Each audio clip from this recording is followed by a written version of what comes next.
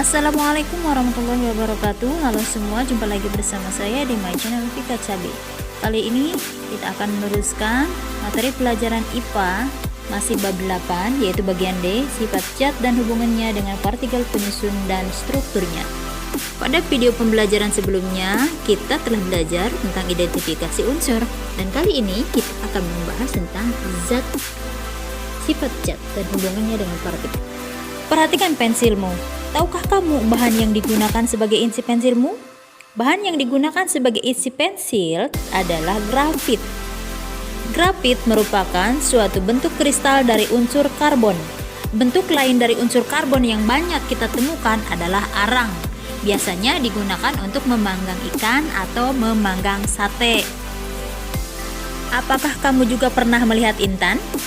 Intan merupakan salah satu kristal yang sangat indah dan sangat berharga, sehingga banyak digunakan sebagai perhiasan. Intan juga merupakan suatu bentuk kristal dari unsur karbon. Grafit dan intan tersusun dari unsur yang sama, yaitu karbon. Meskipun grafit dan intan tersusun dari unsur yang sama, yaitu karbon, tetapi keduanya memiliki struktur yang berbeda. Pada intan, tiap-tiap atom karbon mengikat 4 atom karbon lainnya dengan ikatan kovalen, membentuk struktur tetrahedral atau struktur berupa 4 bidang. Struktur ini membuat intan bersifat sangat kuat dan keras, serta memiliki titik lebur sekitar 3550 derajat Celcius. Sedangkan pada grafit, atom C berikatan dengan 3 atom C lainnya membentuk lapisan heksagonal atau struktur berbentuk datar yang terbentuk dari struktur berbentuk segi 6. Antar lapisan-lapisan ini diikat oleh suatu gaya yang disebut gaya van der Waals yang lemah, sehingga grafit bersifat rapuh. Selain itu, grafit memiliki gaya adesi yang tinggi. Gaya adesi merupakan kecenderungan partikel yang berbeda untuk saling melekat. Struktur grafit yang unik juga menyebabkan elektron pada atom grafit mudah berpindah. Oleh karena itu, grafit mudah menghantarkan listrik dan banyak digunakan sebagai elektrode positif atau katode pada baterai. Setiap zat memiliki sifat yang unik dan berbeda dengan zat lain. Perbedaan sifat zat tersebut disebabkan oleh perbedaan jumlah dan jenis atom penyusun suatu zat. Sifat zat dapat dikelompokkan menjadi 2, yaitu sifat fisika dan sifat kimia. Mari kita cari tahu tentang sifat fisika. Sifat fisika merupakan sifat yang dapat diamati tanpa mengubah ciri-ciri dan komposisi suatu zat. Sifat fisika tidak berhubungan dengan pembentukan zat baru. Beberapa contoh sifat fisika sebagai berikut. A. Kerapatan atau massa jenis. Kerapatan adalah massa zat dalam satuan volume tertentu. Satuan kerapatan adalah kilogram per kubik atau gram per mili. Misalnya, udara memiliki kerapatan 1205 kg per kubik, sedangkan gas asetilena atau gas karbid C2Ha2 memiliki kerapatan 1,092 kg per kubik. Jika dibandingkan, massa jenis gas asetilena lebih kecil daripada massa jenis udara. Pada dasarnya, perbedaan ini disebabkan karena perbedaan massa atom partikel penyusun zat. Pernahkah kamu melihat balon terbang di udara? Mengapa? Karena massa jenis gas asetilena lebih kecil daripada massa jenis udara. Pada dasarnya, perbedaan ini disebabkan karena perbedaan massa atom partikel penyusun zat. Yang kedua, kekerasan. Tahukah kamu apa itu kekerasan? Kekerasan merupakan ukuran untuk menentukan keras atau lunaknya suatu zat. Perhatikan tabel kekerasan beberapa zat berikut ini. Yang ketiga, elastisitas. Tahukah kamu apa itu elastisitas? Pernahkah kamu memperhatikan shock atau shock absorber yang terdapat pada kendaraanmu? Ketika kamu mengendarai sepeda motor kemudian melewati lubang di jalan shock, sepeda motormu akan semakin merapat atau berubah bentuk dari kondisi awal. Setelah itu shock akan kembali ke keadaan semula. Seperti per, kemampuan ini dikenal dengan elastisitas. Elastisitas merupakan kemampuan suatu benda untuk mempertahankan diri ketika terkena tarikan atau dorongan gaya dan mampu untuk kembali ke ukuran serta bentuk awal ketika gaya tersebut dihilangkan. Contoh lain yaitu karet. Karet memiliki elastisitas yang lebih tinggi dibandingkan dengan elastisitas es batu, kayu, dan yang lainnya. Yang keempat, daya hantar. Daya hantar adalah kemampuan suatu zat untuk menghantarkan panas atau listrik. Berdasarkan sifat ini, benda dapat dibedakan menjadi konduktor, isolator, dan semikonduktor. Bahan yang dapat digunakan sebagai konduktor yaitu bahan yang terbuat dari zat yang mampu menghantarkan elektron dengan mudah, misalnya besi, tembaga, emas, dan perak. Sebaliknya, zat yang memiliki kemampuan rendah dalam menghantarkan elektron seperti plastik dan kayu digunakan sebagai bahan isolator. Sedangkan pada bahan semikonduktor adalah bahan yang jika pada suhu rendah bersifat sebagai isolator dan pada suhu yang tinggi bersifat sebagai konduktor.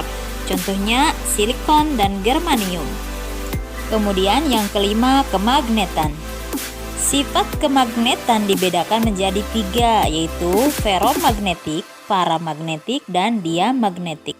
Benda-benda yang dapat ditarik kuat oleh magnet digolongkan pada kelompok ferromagnetik. Contohnya besi, baja, kobalt, dan nikel. Sedangkan benda-benda yang ditarik lemah oleh magnet digolongkan pada kelompok paramagnetik, misalnya magnesium, molybdenum, dan litium. Sedangkan benda-benda yang tidak bisa ditarik oleh magnet termasuk kelompok diamagnetik, contohnya perak, emas, tembaga, dan lain-lain. Yang keenam, viskositas atau kekentalan. Viskositas adalah ukuran kekentalan fluida atau zat cair dan gas yang menyatakan besar kecilnya gesekan di dalam fluida. Semakin besar viskositas suatu fluida, maka semakin sulit suatu fluida mengalir dan semakin sulit suatu benda bergerak di dalam fluida tersebut. Contoh fluida yang memiliki viskositas tinggi adalah madu dan juga oli. Sedangkan air contoh zat yang memiliki viskositas rendah. Yang ketujuh, titik didih. Titik didih adalah suhu saat zat cair mulai berubah menjadi uap pada tekanan tertentu. Misalnya air pada suhu 100 derajat Celcius akan berubah menjadi uap. Ini berarti air memiliki titik didih sebesar 100 derajat Celcius. Kemudian ke-8, titik beku. Titik beku merupakan suhu pada tekanan tertentu saat zat cair mulai berubah menjadi padat ketika suhu suatu zat diturunkan. Di daerah dingin seperti di Alaska, suhu saat musim dingin bisa mencapai 16,3 derajat Celcius. Pada suhu ini, tentu air akan membeku, termasuk air yang digunakan sebagai pendingin kendaraan bermotor, sehingga dapat merusak mesin kendaraan. Oleh sebab itu, perlu adanya cairan pendingin yang mampu mempertahankan wujudnya dalam bentuk cair meskipun pada suhu yang sangat rendah. Selanjutnya, ke-9, titik keleleh. Pernahkah kamu memperhatikan peralatan rumah tangga yang digunakan oleh ibumu? Contohnya panci untuk memasak sayur. Peralatan tersebut biasanya terbuat dari aluminium. Mengapa? Pemilihan aluminium sebagai bahan pembuatan alat untuk memasak dikarenakan aluminium memiliki titik keleleh yang tinggi dibandingkan dengan plastik. Aluminium juga memiliki stabilitas yang tinggi terhadap panas, ringan, tidak reaktif, dan tidak mudah berkarat. Perhatikan tabel titik keleleh beberapa logam dan plastik berikut. Selain sifat fisika pada sifat zat, yang kedua yaitu sifat kimia. Nah, untuk sifat kimia yaitu sifat yang tampak pada suatu zat ketika zat tersebut mengalami perubahan atau reaksi menjadi zat lain. Beberapa sifat kimia suatu zat adalah sebagai berikut. Yang pertama, kestabilan. Apa itu kestabilan? Kestabilan adalah kemampuan suatu zat untuk mempertahankan diri dari perubahan atau dekomposisi di lingkungan alamiahnya atau ketika terkena udara panas, cahaya, tekanan, kondisi alam lain atau akibat adanya reaksi alami yang dapat terjadi pada zat tersebut. Apakah kamu tahu styrofoam? Saat ini banyak sekali orang yang menggunakan styrofoam sebagai pembungkus makanan, biasanya sebagai wadah. Styrofoam adalah jenis plastik yang mengandung senyawa kimia polistirena. Senyawa ini diduga memicu munculnya kanker. Selain itu, styrofoam sulit terurai jika dibuang di lingkungan, sehingga seringkali menyebabkan pencemaran lingkungan. Oleh karena itu, biasakan jangan terlalu sering menggunakan styrofoam sebagai wadah makanan. Jika kamu mengkonsumsi makanan dalam kemasan styrofoam secara terus-menerus, maka kemungkinan besar kamu akan terserang berbagai penyakit. Yang kedua, kereaktifan. Kamu pernah mendengar tentang karbit? Karbit memiliki wujud padat seperti batu berwarna keabu-abuan dan biasa digunakan untuk mempercepat pematangan buah. Karbit juga banyak digunakan dalam industri elas karbit. Karena karbit mudah bereaksi dengan zat lain, misalnya air, dikatakan karbit memiliki reaktivitas yang tinggi.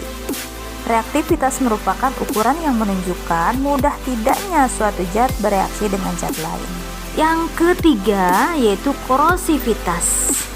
Apakah kamu tahu cairan pembersih lantai? Ya, cairan pembersih lantai dapat membantumu untuk menghilangkan noda pada lantai dengan mudah. Mengapa demikian?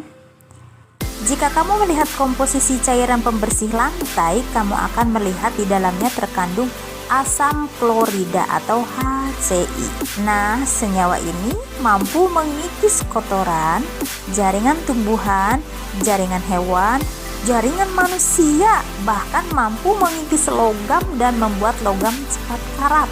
Dengan sifatnya yang demikian, asam klorida disebut memiliki korosivitas yang tinggi. Selain HCI, bahan yang bersifat korosif adalah asam sulfat. Asam sulfat biasanya digunakan sebagai cairan elektrolit pada aki. Nah, itulah materi yang dapat disampaikan pada video kali ini. Semoga bermanfaat. Terima kasih atas waktunya telah menonton video ini sampai habis. Jangan lupa selalu klik like, comment, share, and subscribe, dan bunyikan notifikasi loncengnya untuk mengetahui video-video terbaru lainnya. Terima kasih. Assalamualaikum warahmatullahi wabarakatuh. Bye-bye.